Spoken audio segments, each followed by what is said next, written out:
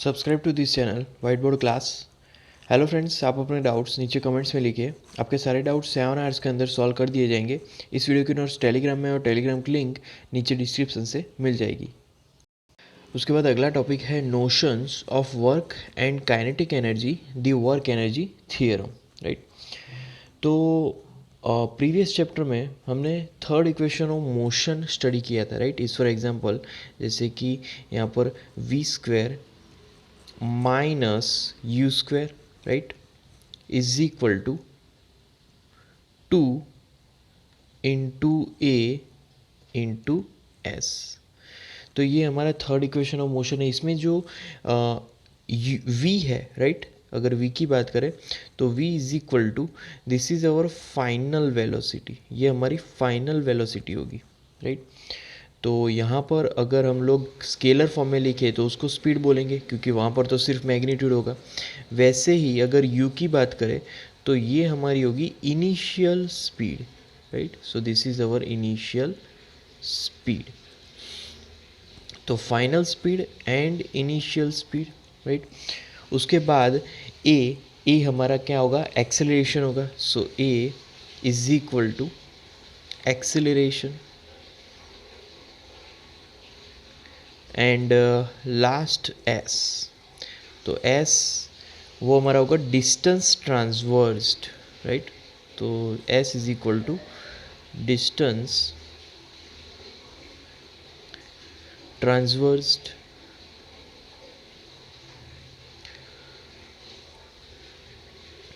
Right. तो ये हमारी एक पर्टिकुलर क्वांटिटीज थी। अब यहाँ पर बेसिकली मैं क्या करूँगा, हमारा जो इक्वेशन है थर्ड इक्वेशन, उसको हम लोग हाफ और m से मल्टीप्लाई करवाएंगे। राइट, तो मल्टीप्लाई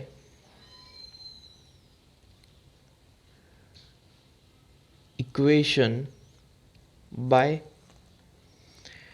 1/2 इंटू एम। राइट, पूरी इक्वेशन को हम लोग यहाँ पर इस तरीके से मल्टीप्लाई करवाएंगे 1/2 इंटू एम से। राइट, तो हमारा जो इक्वेशन है वो यहाँ पर हो जाएगा 1/2 into m into v square. Right, then minus 1/2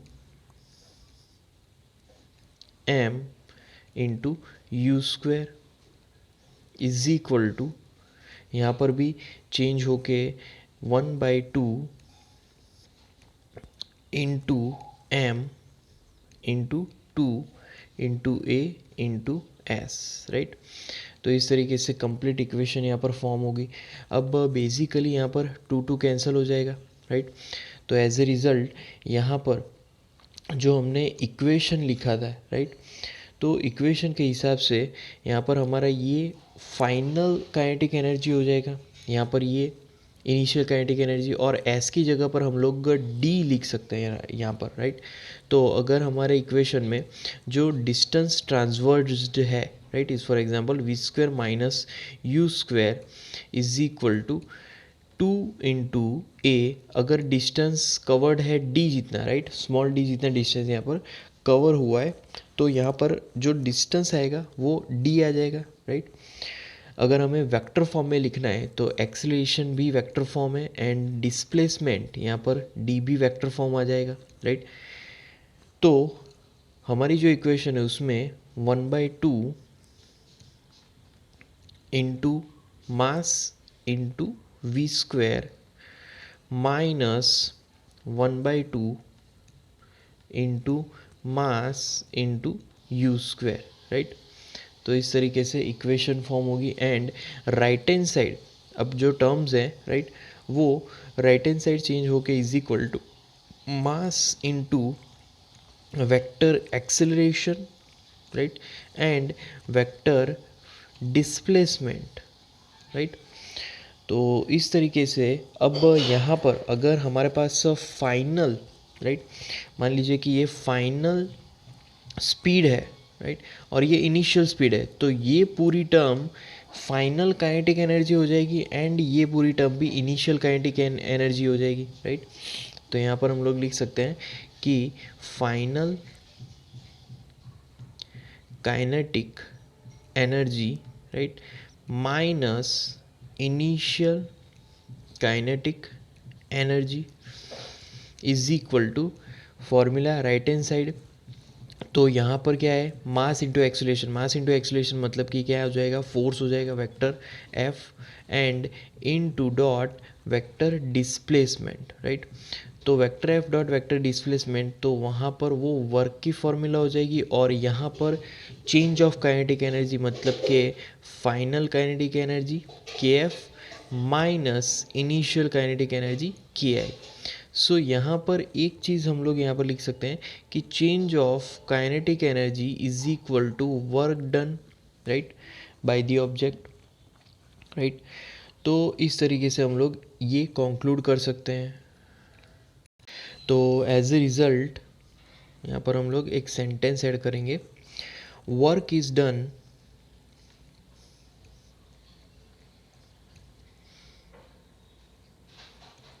bye a force on the body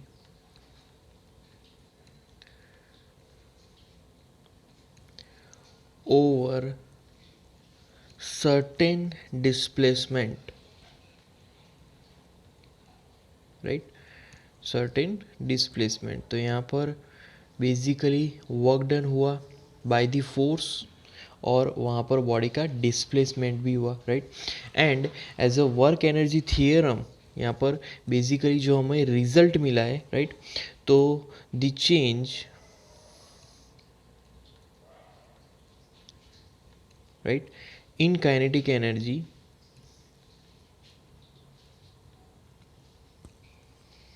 of a particle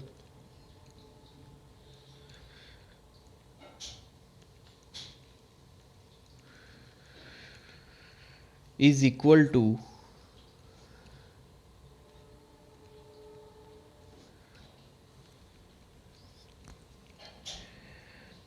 the work done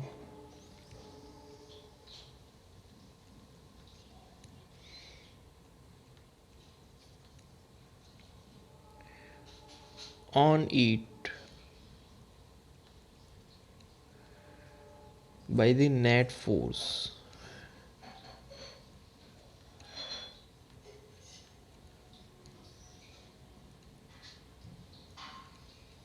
right. So यहाँ पर काइनेटिक एनर्जी का जो भी चेंज होगा वो सेम चेंज यहाँ पर एज अ वर्क डन हो जाएगा, राइट। तो ये था हमारा दी वर्क एनर्जी थियरम का कॉन्सेप्ट। उसके बाद अगला क्वेश्चन है, it is well known that a rain drop falls under the influence of the downward gravitational force and the opposing resistive force. The latter is known to be proportional to the speed of the drop but is otherwise undetermined. Consider a drop of mass 1 gram falling from a height 1 kilometer. It hits the ground with a speed of 50 meter second inverse. What is the work done by the gravitational force? तो work done by the gravitational force find करना है and what is the work done bye unknown resistive force, right.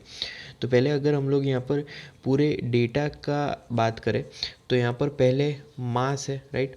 Mass is equal to 1 gram, 1 gram को हम लोग kilogram में अगर convert करें तो 10⁻³ आ जाएगा, तो वो जाएगा 10⁻³ किलोग्राम, ओके।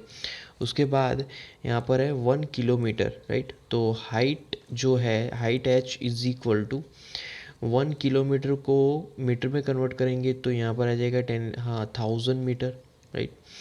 उसके बाद स्पीड, तो स्पीड इज इक्वल टू यहाँ पर आएगा 50 मीटर सेकेंड इनवर्स,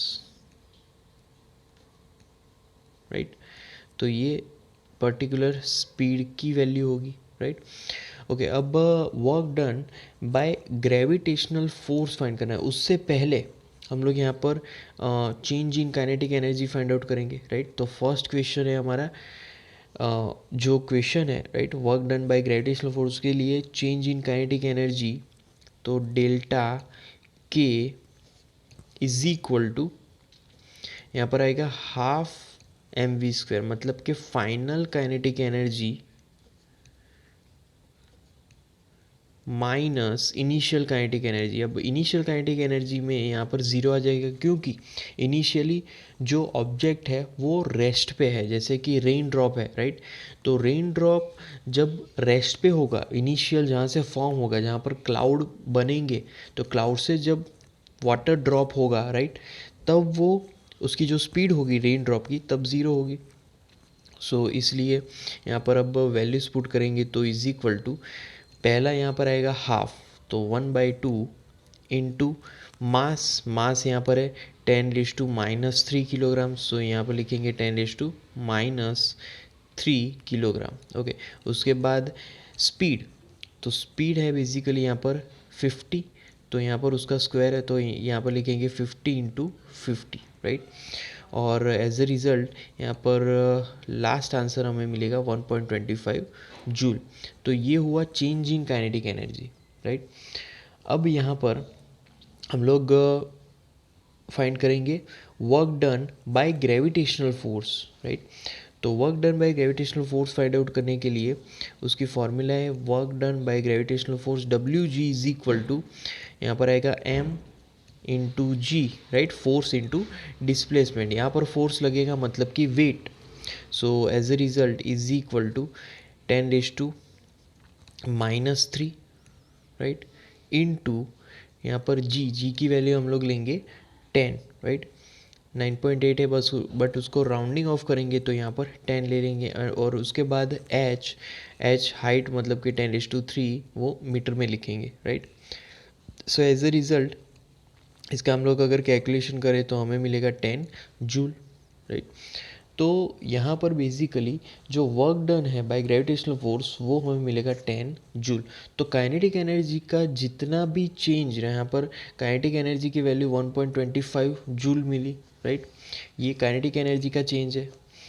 अब सेकेंड क्वेश्चन की बात करें तो what is the work done by the unknown resistive force. अब अननोन रेजिस्टिव फोर्स, राइट, उसका वर्क डन फाइंड करना है। तो according to work energy theorem, right, तो अकॉर्डिंग टू WE, यहाँ पर लिखेंगे थियरम, राइट। तो वर्क एनर्जी थियरम के हिसाब से यहाँ पर आएगा delta K is equal to WG, right, means work done by gravitational force plus work done by resistive force WR, right. So यहाँ पर WR को हमें सब्जेक्ट बनाना है, WR फाइंड आउट करना है। तो WR is equal to, formula यहाँ पर आ जाएगी delta K minus WG, right. अब वैल्यूज पुट करेंगे तो is equal to delta K 1.25 minus WG यहाँ पर मिलेगा 10, राइट।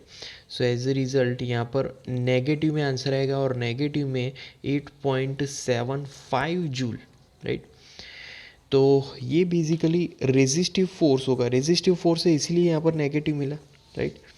नेगेटिव मिला, इसका रीज़न है कि ये एक रेजिस्टिव फोर्स है, राइट। और हमने यहाँ पर according to resistive force work done find किया है। उसके बाद अगला टॉपिक है work, right.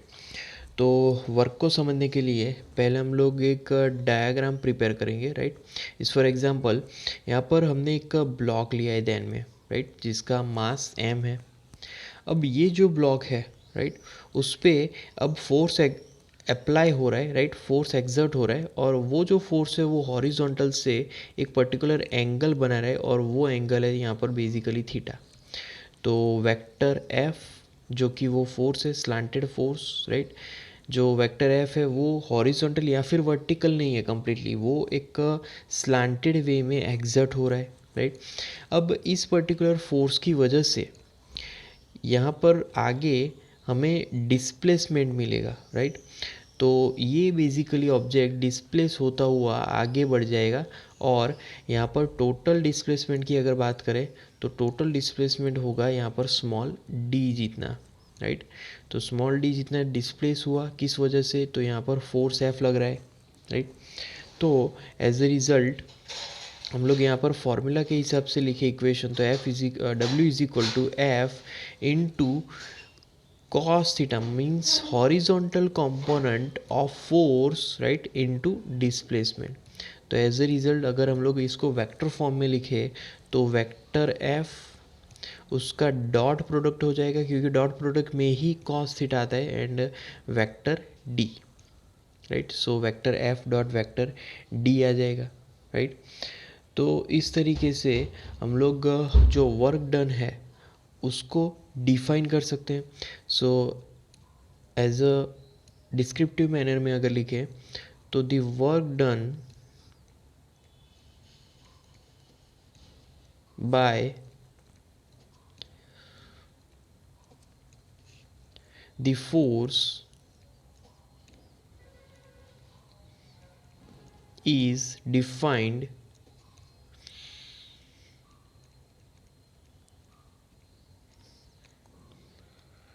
to be the product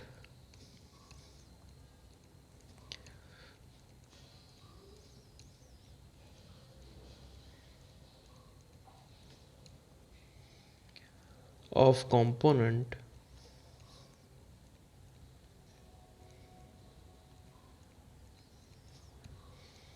of the force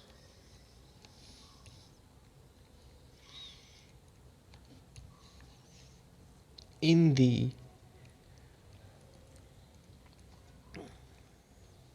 direction of the displacement.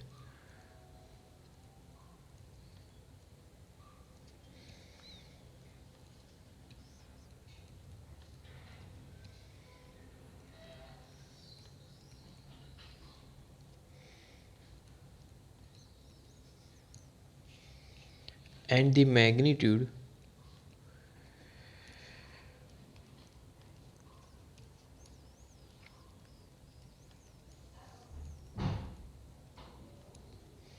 of this displacement.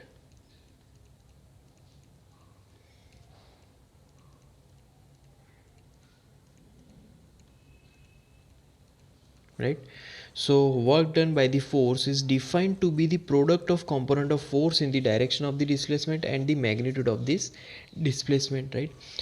तो यहाँ पर बेसिकली जो वर्क डन है वो फोर्स के मैग्नीट्यूड, डिस्प्लेसमेंट के magnitude and angle between force and displacement पे भी डिपेंडेंट है, राइट. तो यहाँ पर अलग अलग एंगल्स के हम लोग यहाँ पर केस की बात करेंगे. तो अगर हम लोग फर्स्ट केस की बात करें, right, so if the displacement is zero means if D is equal to zero, right. So if displacement is zero, तो यहाँ पर कोई भी डिस्प्लेसमेंट ना होने की वजह से, राइट, अगर हम लोग वैल्यूज़ इक्वेशन में रखें तो W is equal to also become zero. तो ये फर्स्ट केस हो जाएगा कि जहाँ पर डिस्प्लेसमेंट ही ज़ीरो है, राइट. उसके बाद सेकंड केस की बात करेंगे. तो सेकंड केस में यहाँ पर फोर्स ही ज़ीरो है, राइट. तो वर्क की फॉर्मूला में अगर हम लोग वैल्यूज़ पुट करें फोर्स की, तो भी ये यहाँ पर वर्क डन क्या हो जाएगा, W is equal to zero हो जाएगा टोटली, राइट. उसके बाद यहाँ पर थर्ड केस की अगर बात करें तो थर्ड केस में यहाँ पर हम लोग एंगल लेंगे. Angle is for example theta is equal to pi by two, right. तो angle theta is equal to pi by two. So cos pi by two, अगर कॉस पाई बाई टू यहाँ पर लिखें तो that value becomes one. So cos pi by two is equal to one आएगा, right. अब cos pi by two यहाँ पर actually उसका अगर रिजल्ट की बात करें तो cos pi by two is equal to zero, right, क्योंकि cos zero one and cos 90 is equal to zero, right. तो cos zero one and cos 90 zero. तो तब वैल्यूज़ अगर यहाँ पर रखेंगे तो एज ए रिज़ल्ट जो W है work done is equal to यहाँ पर आएगा zero, right. So W is equal to zero जब थीटा पाई बाई टू होगा तब, राइट. नाउ अगर theta, right, theta is in between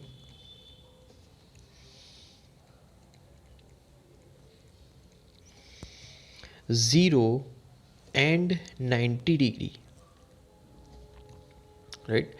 theta is in between 0 degree and 90 degree, then यहाँ पर cos theta, right, cos theta की value कैसी होगी, इसकी अगर हम लोग बात करें तो cos theta is positive, 0 to 90 के बीच वो पॉजिटिव मिलेगा, राइट।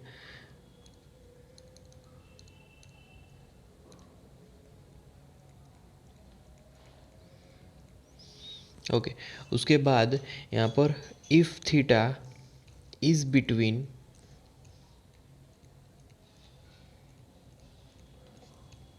यहाँ पर लेंगे 90 degree and 180 degree, right. So then cos theta यहाँ पर कैसा मिलेगा हमें, ये यहाँ पर समझाना है। तो cos theta is negative, right. तो तब की अगर बात करें तो कॉस थीटा यहाँ पर नेगेटिव होगा। अब हम लोग कंप्लीटली मान लीजिए कि हमारे पास theta is equal to 180 degree है, तो 180 डिग्री मतलब कि यहाँ पर वर्क डन अगर फाइंड आउट करेंगे तो W is equal to F into D into cos 180, right. तो cos 180 degree is equal to, तो यहाँ पर एज ए रिजल्ट कॉस 180 मतलब कि -1, राइट। कॉस 180 की वैल्यू होगी -1। सो एज ए रिजल्ट यहाँ पर इज इक्वल टू हमें मिलेगा एफ माइनस में, राइट, माइनस में एफ इंटू डी, राइट। तो यहाँ पर स्पेशली जब फोर्स एंड डिस्प्लेसमेंट दोनों एक दूसरे के ऑपोजिट डायरेक्शन में होंगे, राइट, तब यहाँ पर आंसर हमें नेगेटिव में मिलेगा, right.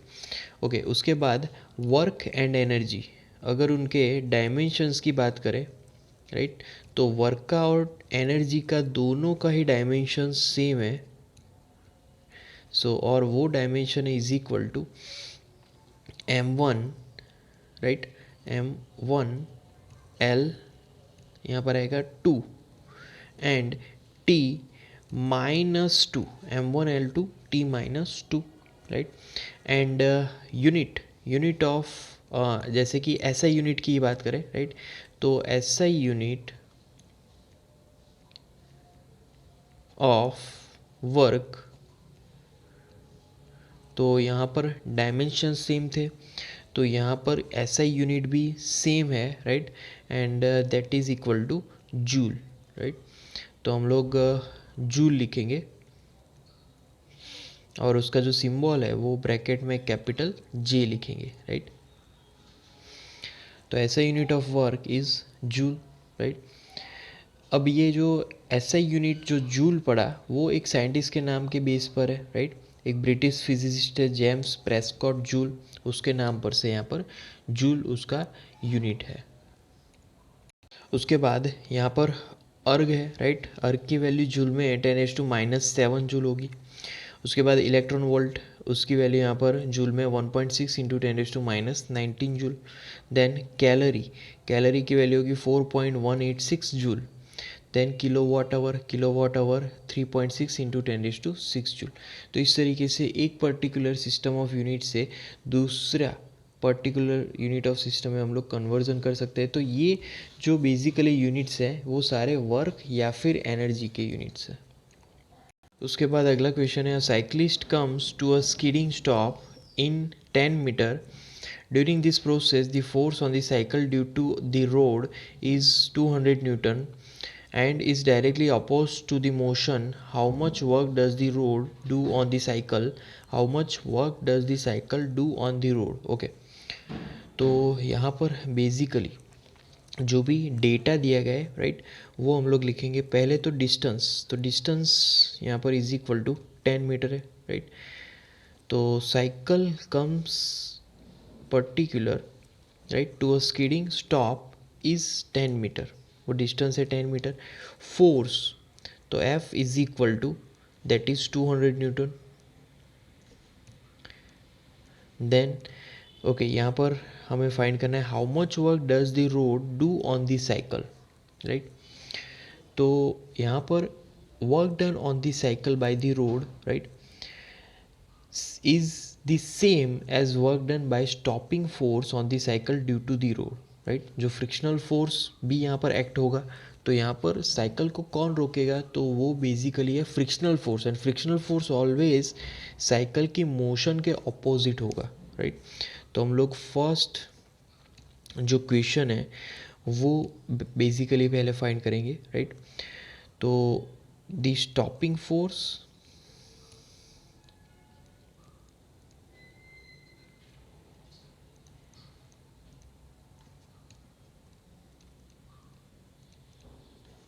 and displacement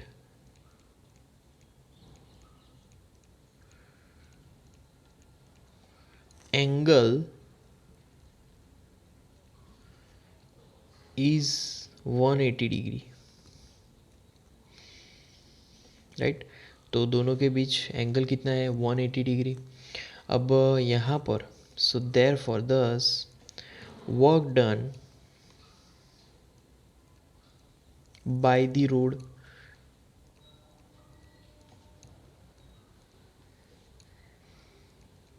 right.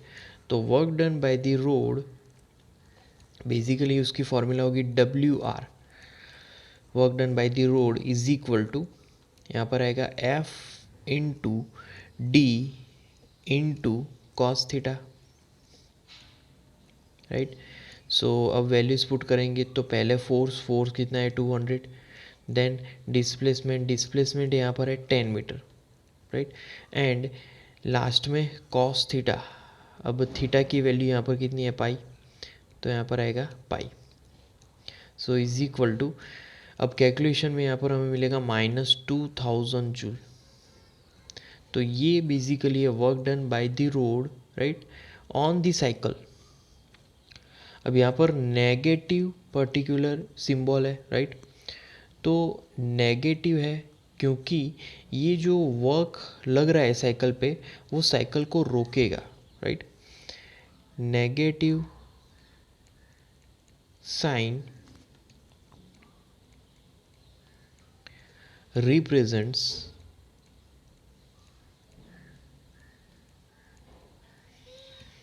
resistive force, one type of resistive force है, right, on cycle, right, okay. अब बी फाइंड आउट करेंगे। तो बी में यहाँ पर क्वेश्चन दिया गया है how much work does the cycle do on the road, right. तो according to Newton's third law, तो न्यूटन्स थर्ड लॉ यहाँ पर ये बोल रहा है कि action, right, action is equal to opposite reaction, right. तो दोनों के मैग्नीट्यूड सेम होंगे बट डायरेक्शन अपोजिट होगी, राइट। तो यहाँ पर जो फोर्स है उसका मैग्नीट्यूड 200 है, राइट। एंड यहाँ पर जो रोड का, मैं अगर बात करूँ पहले फोर्स, तो फोर्स की यहाँ पर वैल्यू लिखूँगा 200 न्यूटन, राइट। बट रोड का डिस्प्लेसमेंट मतलब कि DR इज इक्वल टू 0 होगा, रोड का तो कोई डिस्प्लेसमेंट ही नहीं होगा, रोड कभी भी चल नहीं पाएगा, right. So as a result यहाँ पर जो वर्क डन है, work done is equal to 0 हो जाएगा, right. So work done by cycle, यहाँ पर वर्क डन बाय साइकिल तो WC अगर लिखे तो that is equal to 0, right. So यहाँ पर एक सेंटेंस हम लोग ऐड कर देंगे, work done by cycle is equal to 0, right.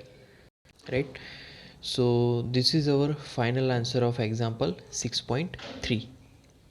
तो इस एग्जाम्पल में हम लोग यहाँ पर as a Newton's third law की अगर बात करें, राइट, तो यहाँ पर मान लीजिए कि हमारे पास दो पर्टिकुलर ऑब्जेक्ट है, राइट। पहला ऑब्जेक्ट नंबर A एंड दूसरा object number B, right, okay. तो the force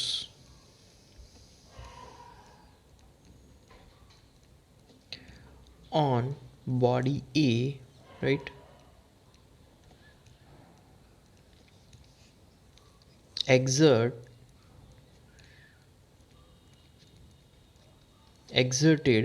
by the body B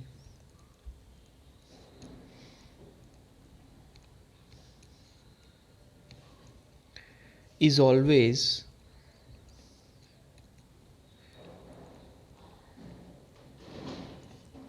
equal, right, equal and opposite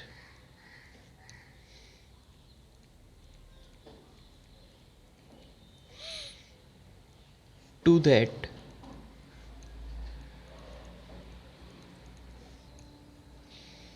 on B by A, right?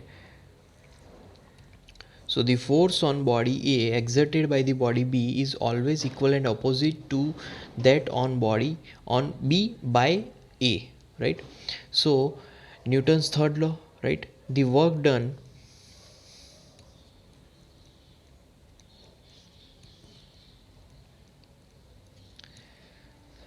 on A by B is not necessarily equal and opposite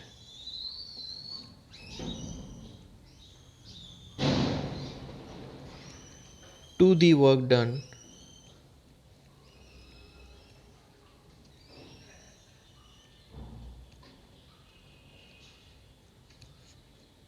on B by A, right? So the work done on A by B is not necessarily equal and opposite to the work done on B by A.